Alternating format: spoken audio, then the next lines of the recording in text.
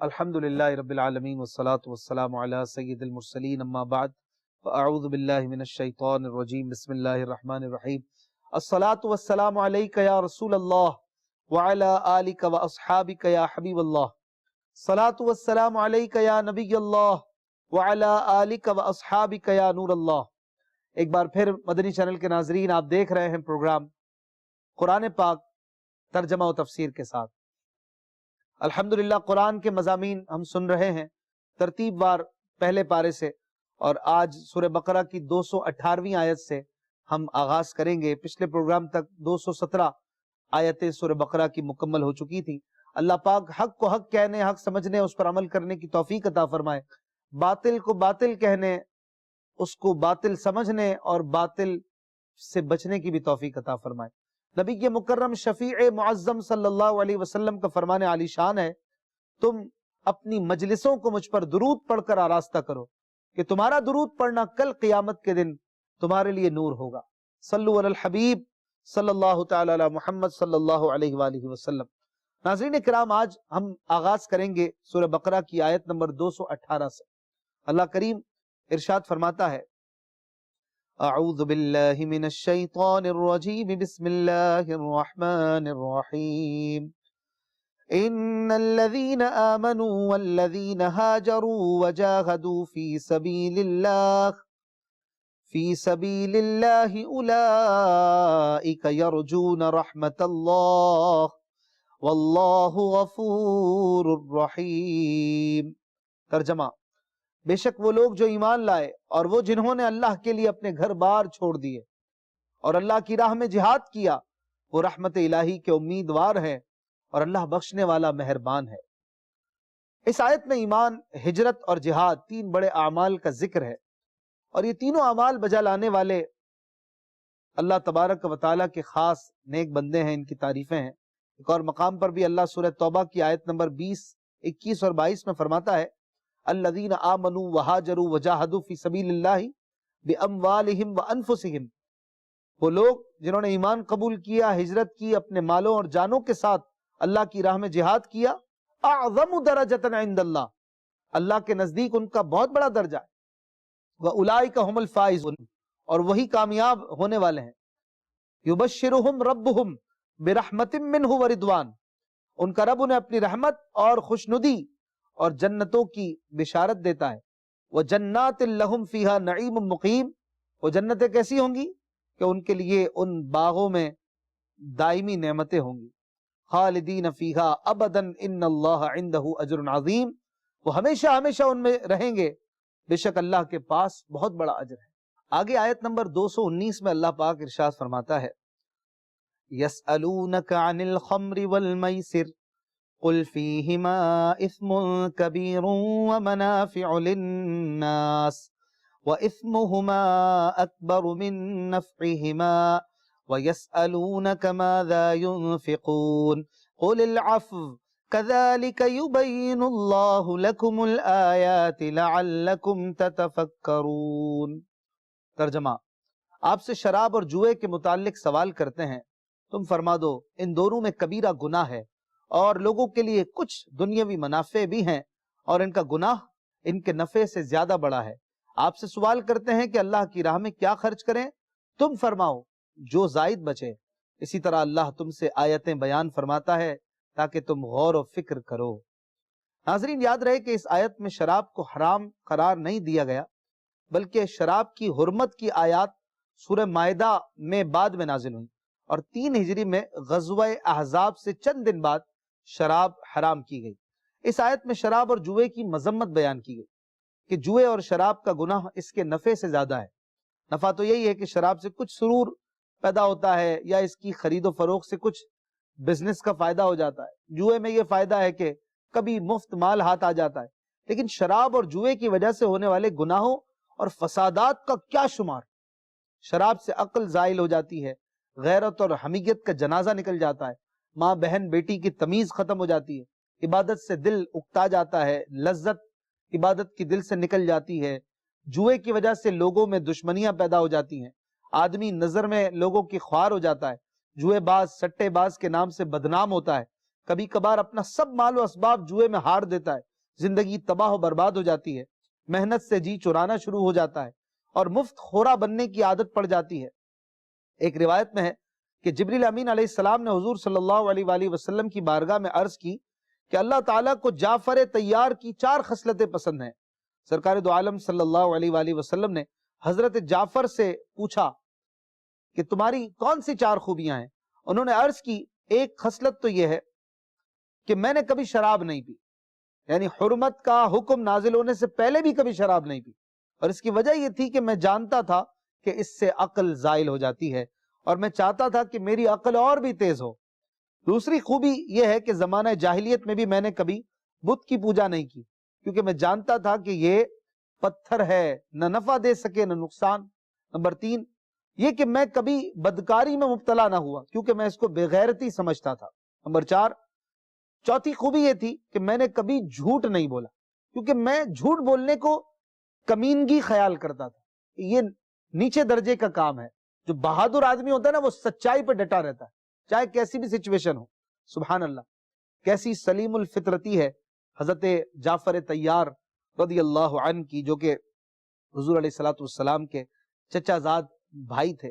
حضرت علی کرم اللہ وجہ الکریم نے فرمایا کہ اگر شراب کا ایک قطرہ کنویں میں گر جائے پھر اس جگہ مینارہ بنایا جائے تو میں اس پر کبھی اذان نہ کہوں گا، اور اگر دریا میں شراب کا قطرہ پڑ جائے پھر دریا خشک ہو جائے وہاں گھاس پیدا ہو تو میں اس میں اپنے جانوروں کو بھی نہیں چراؤں گا۔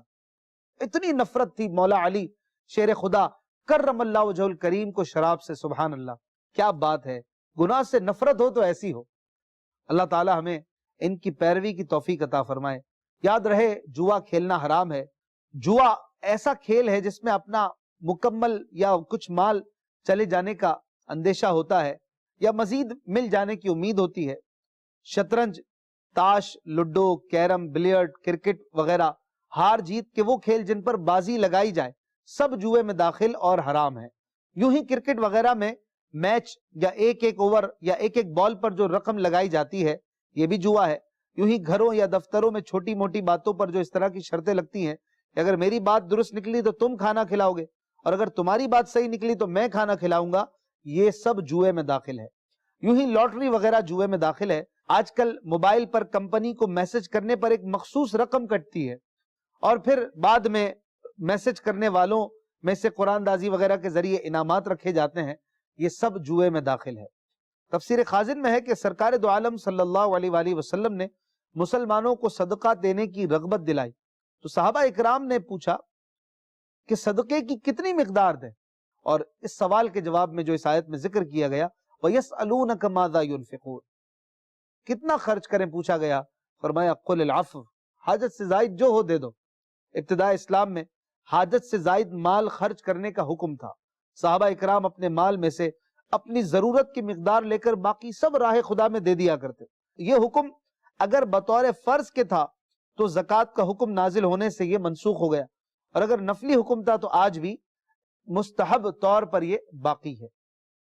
آگے اللہ پاک آیت نمبر 220 میں ارشاد فرماتا ہے فی الدنیا والآخرہ وَيَسْأَلُونَكَ عَنِ الْيَتَامَى قُلْ إِصْلَاحٌ لَهُمْ خَيْرٌ وَإِن تُخَالِطُوهُمْ فَإِخْوَانُكُمْ وَاللَّهُ يَعْلَمُ الْمُفْسِدَ مِنَ الْمُصْلِحِ وَلَوْ شَاءَ اللَّهُ لَأَعْنَتَكُمْ إِنَّ اللَّهَ عَزِيزٌ حَكِيمٌ۔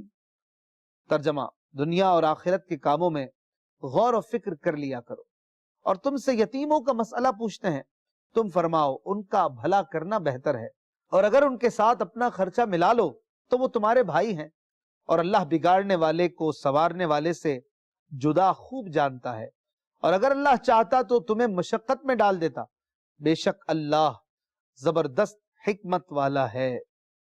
ناظرین، فرمایا گیا کہ فی الدنیا والآخرہ، دنیا اور آخرت کے کاموں میں غور و فکر کر لیا کرو۔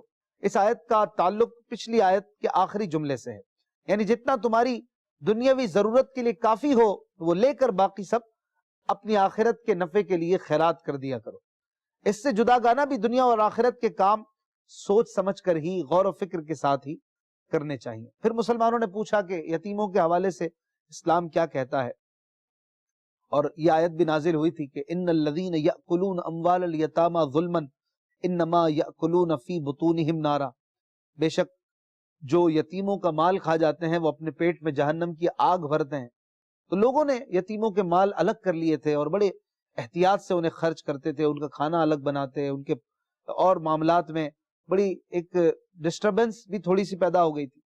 جو کھانا یتیموں کے لیے پکایا جاتا پھر اس میں بچ جاتا تو خراب ہو جاتا، کسی کے کام بھی نہیں آتا، وہ ڈرتے تھے کہ یتیم کا بچا ہوا کھانا بھی اب نہ کھائیں، یتیموں کا نقصان بھی ہونے لگا۔ اب یہ صورتیں دیکھ کر حضرت عبداللہ بن رواحہ رضی اللہ عنہ نے حضور علیہ الصلوۃ والسلام سے عرض کی کہ اگر یتیم کے مال کی حفاظت کی نیت سے اس کا کھانا اس کے سرپرست اپنے کھانے کے ساتھ ملا لیں تو کیا حکم ہے؟ اس پر یہ آیت نازل ہوئی اور یتیموں کے فائدے کے لیے اسے ملانے کی اجازت دی گئی، اور ساتھ میں یہ تنبیہ بھی فرمائی گئی کہ تمہیں یتیموں کے فائدے کے لیے مال ملانے کی اجازت تو دے دی گئی ہے، لیکن کون اچھی نیت سے یتیم کا مال اپنے مال میں ملا رہا ہے اور کون فساد کے طور پر اس کا مال ہڑپ کرنے کے چکر میں ملا رہا ہے، یہ اللہ بہتر جانتا ہے۔ یہ ذہن میں رکھنا، یہ نہ ہو کہ ظاہری طور پر تو یتیم کا فائدہ کر رہے ہو اور حقیقت میں اس کا مال ہڑپ کرنے کا ارادہ ہو۔ آیت مبارکہ کا یہ حصہ واللہ یعلم المفسد من المصلح، اللہ تعالیٰ اصلاح کی نیت والے اور فساد کی نیت والے دونوں کو جانتا ہے، یہ فرمان بڑا جامع ہے اور زندگی کے ہزاروں شعبوں کے لاکھوں معاملات میں رہنمائی کے لیے کافی ہے۔ جہاں ایک ہی چیز میں اچھی اور بری دونوں نیتیں ہو سکتی ہیں، وہاں دوسرے لوگ بری نیت کو نہ جانتے ہوں لیکن اللہ تو نیتوں کو جانتا ہے۔ یتیم کسے کہتے ہیں یہ بھی ایک سوال ہے۔ تو یاد رہے کہ یتیم وہ نابالغ بچہ یا بچی ہے جس کا باپ فوت ہو گیا ہو، اگر اس کے پاس مال ہو اور اپنے کسی ولی کی پرورش میں ہو، اس کے احکام اس آیت میں بیان کیے گئے کہ ولی خواہ اس یتیم کا مال اپنے مال سے ملا کر اس پر خرچ کرے یا علیحدہ رکھ کر جس میں یتیم کی بہتری ہو وہ کر سکتا ہے، لیکن ملانا خراب نیت سے نہیں ہونا چاہیے۔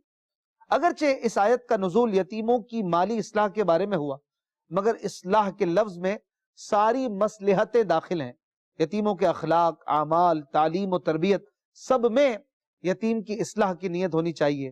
یوں سمجھیں کہ یتیم سارے مسلمانوں کے لیے اولاد کی طرح ہوتے ہیں۔ عام بچہ جو غیر یتیم ہے وہ تو چند لوگوں کے لیے بچے بچی ہوتے ہیں، دادا دادی انہیں اپنا بیٹا کہتے ہیں، نانا نانی کہتے ہیں، ماں باپ کے لیے وہ بچے ہیں، ان کی اولاد ہیں، لیکن یتیم وہ ہے کہ جسے اسلام نے سارے مسلمانوں کی اولاد کی طرح بنا دیا اور سب کو ان کے حقوق بیان کر دیے۔ آگے اللہ پاک 221 نمبر کی آیت میں ارشاد فرماتا ہے وَلَا تَنْكِحُوا الْمُشْرِكَاتِ حَتَّى يُؤْمِنْ وَلَأَمَةٌ مُؤْمِنَةٌ خَيْرٌ مِّن مُشْرِكَةٍ وَلَوْ أَعْجَبَتْكُمْ وَلَا تُنْكِحُوا الْمُشْرِكِينَ حَتَّى يُؤْمِنُوا وَلَعَبْدٌ مُؤْمِنٌ خَيْرٌ مِّن مُشْرِكٍ وَلَوْ أَعْجَبَكُمْ أُولَئِكَ يَدْعُونَ إِلَى النَّارِ وَاللَّهُ يَدْعُو إِلَى الْجَنَّةِ وَالْمَغْفِرَةِ بِإِذْنِهِ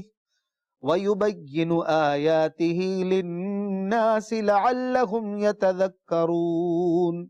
ترجمہ، اور مشرکہ عورتوں سے نکاح نہ کرو جب تک مسلمان نہ ہو جائیں، اور بے شک مسلمان باندی مشرکہ عورت سے اچھی ہے اگرچہ وہ تمہیں پسند ہو، اور مسلمان عورتوں کو مشرکوں کے نکاح میں نہ دو جب تک وہ ایمان نہ لے آئے، اور بے شک مسلمان غلام مشرک سے اچھا ہے اگرچہ وہ مشرک تمہیں پسند ہو۔ وہ دوزخ کی طرف بلاتے ہیں اور اللہ اپنے حکم سے جنت اور بخشش کی طرف بلاتا ہے اور اپنی آیتیں لوگوں کے لیے بیان کرتا ہے تاکہ وہ نصیحت حاصل کریں۔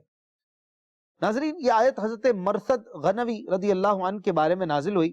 وہ ایک بہادر شخص تھے، سرکار دو عالم صلی اللہ علیہ وآلہ وسلم نے انہیں مکے روانہ فرمایا تاکہ وہاں سے کسی تدبیر کے ساتھ مسلمانوں کو نکال لائیں۔ وہاں عناق نامی ایک مشرکہ عورت تھی جو زمانہ جاہلیت میں ان سے محبت کرتی تھی۔ وہ حسین اور مالدار تھی۔ جب اس کو ان کے آنے کی خبر ہوئی تو وہ آپ کے پاس آئی اور اپنی طرف دعوت دی۔ آپ نے خوف الہی کی وجہ سے اس سے اعراض کیا اور فرمایا کہ اسلام اس کی اجازت نہیں دیتا۔ تب اس نے نکاح کی درخواست کی تو آپ نے فرمایا کہ یہ بھی رسول خدا کی اجازت پر موقوف ہے۔ چنانچہ اپنے کام وغیرہ سے فارغ ہو کر جب آپ نبی کریم صلی اللہ علیہ وآلہ وسلم کی خدمت میں حاضر ہوئے تو صورتحال عرض کر کے نکاح کے بارے میں پوچھا۔ اس پر یہ آیت مبارکہ نازل ہوئی اور فرمایا کہ مشرکہ عورتوں سے نکاح کی اجازت نہیں، اگرچہ وہ تمہیں پسند ہو، البتہ یہ یاد رہے کہ اہل کتاب یعنی یہودی عیسائی عورت سے نکاح کی اجازت ہے۔ اس کی تفصیل سورہ مائدہ کی آیت نمبر 5 میں بیان ہوگی۔ مزید اللہ نے فرمایا کہ وَلَأَمَةٌ مُؤْمِنَةٌ خَيْرٌ مِّن مُشْرِكَةٍ، بے شک مسلمان باندی مشرکہ عورت سے اچھی ہے۔ ایک روز ایسا ہوا کہ حضرت عبداللہ بن رواحہ رضی اللہ عنہ نے کسی خطا پر اپنی باندی کو تماچا مارا، پھر نبی کریم صلی اللہ علیہ وآلہ وسلم کی خدمت میں حاضر ہو کر اس کا ذکر کیا۔ سرکار دو عالم صلی اللہ علیہ وآلہ وسلم نے اس کی ایمانی حالت کے متعلق سوال فرمایا، عرض کیا کہ وہ اللہ تعالیٰ کی وحدانیت اور حضور اقدس صلی اللہ علیہ وآلہ وسلم کی رسالت کی گواہی دیتی ہے، رمضان کے روزے رکھتی ہے، وضو کرتی ہے، نماز پڑھتی ہے اچھی طرح۔ حضور صلی اللہ علیہ وسلم نے فرمایا کہ وہ مومنہ ہے۔ حضرت عبداللہ بن رواحہ نے عرض کیا تو اس ذات کی قسم جس نے آپ کو سچا نبی بنا کر بھیجا ہے، میں اس کو آزاد کر کے اس کے ساتھ نکاح کروں گا۔ چنانچہ آپ نے ایسا ہی کیا۔ اس پر لوگوں نے تانے دیے کہ تم نے ایک سیاہ فام باندی کے ساتھ نکاح کر لیا، حالانکہ فلاں مشرکہ آزاد عورت تمہارے لیے حاضر ہے، وہ حسین بھی ہے، مالدار بھی ہے۔ اس پر یہ آیت نازل ہوئی اور بتایا گیا کہ مسلمان باندی مشرکہ عورت سے بہتر ہے، خواہ وہ مشرکہ آزاد ہو اور حسن و مال کی وجہ سے اچھی معلوم ہوتی ہو، لیکن اسلام کی فضیلت وہ اسلام کی فضیلت ہے۔ آگے اللہ پاک نے ارشاد فرمایا کہ مشرکوں کے نکاح میں نہ دو جب تک وہ ایمان نہ لائے۔ یہ عورت کے سرپرستوں سے خطاب ہے جو اس آیت میں کیا گیا کہ اپنی مسلمان عورتوں کو مشرکوں کے نکاح میں نہ دو۔ مسلمان عورت کا نکاح مشرک اور کافر کے ساتھ باطل و حرام ہے۔ مشرک و کافر لوگ تو تمہیں جہنم کی آگ کی طرف بلاتے ہیں، جبکہ اللہ تمہیں اپنی مغفرت کی طرف بلاتا ہے اور تمہیں نصیحت فرمانے کے لیے تم پر اپنے احکام نازل فرماتا ہے۔ اس آیت میں آج کل کے مسلمانوں کے لیے واضح حکم موجود ہے۔ انتہائی افسوس ہے کہ قرآن میں اتنی وضاحت اور صراحت سے حکم آنے کے باوجود مسلمان لڑکوں میں مشرکہ لڑکیوں کے ساتھ اور یوں ہی کافر لڑکوں اور مسلمان لڑکیوں میں باہم شادیوں کا رجحان بڑھتا جا رہا ہے، خاص طور پر ان علاقوں میں جہاں مسلمان اور کفار اکٹھے رہتے ہیں۔ مغربی طرز زندگی، اسی طرح لڑکوں اور لڑکیوں کی مخلوط تعلیم سے جہاں اور تباہیاں مچی ہوئی ہیں اور بے حیائی کا طوفان امڈ آیا ہے، وہیں باہم ایسی حرام شادیوں کے ذریعے زندگی بھر کی بدکاری کے سلسلے بھی جاری و ساری ہیں۔ اس تمام صورتحال کا وبال ان لڑکوں اور لڑکیوں پر بھی ہے جو اس میں ملوث ہیں، اور ان والدین پر بھی ہے جو راضی خوشی اولاد کو اس جہنم میں جھونک دیتے ہیں، اور ان حکمرانوں اور صاحب اختیار پر بھی ہے جو ایسی تعلیم کو رواج دیتے ہیں یا باوجود قدرت اس کو روکنے کی کوشش نہیں کرتے۔ اور یوں ہی اس کا وبال ان نام نہاد جاہل دانشوروں، لبرلزم کے مریضوں اور دین دشمن قلم کاروں پر بھی ہے جو اس کی تائید و حمایت میں اپنے کاغذ سیاہ کرتے ہیں۔ اللہ پاک سے دعا ہے کہ وہ ہمیں قرآن پاک سمجھنے اور اس پر عمل کرنے کی توفیق عطا فرمائے۔ اپنا خیال رکھیے گا۔ صلو علی الحبیب صلی اللہ تعالی علی محمد صلی اللہ علیہ وسلم۔